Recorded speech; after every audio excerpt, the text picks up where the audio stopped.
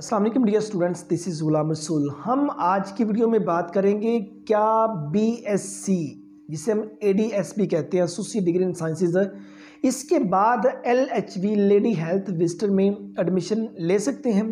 Students याद रहे, lady health visitor ये एक 2 इयर्स डिप्लोमा है।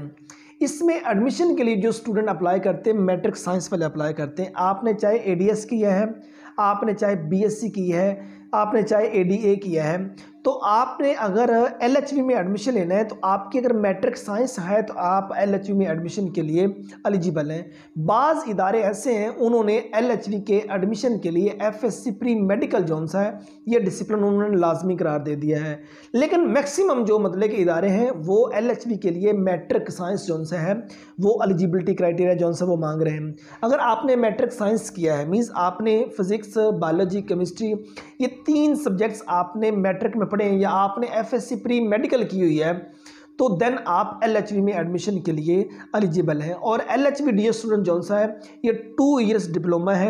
ये पब्लिक और प्राइवेट सेक्टर दोनों इदारों में ऑफर किया जाता है और इसका दौरानिया 2 साल का और ये एनुअल सिस्टम में ऑफर होता है।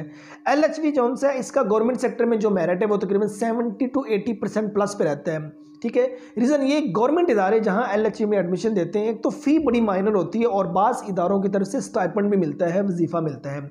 ठीक है, और अप्रोक्सीमेटली जो गवर्नमेंट सेक्टर उनमें वजीफ़ा मिलता है।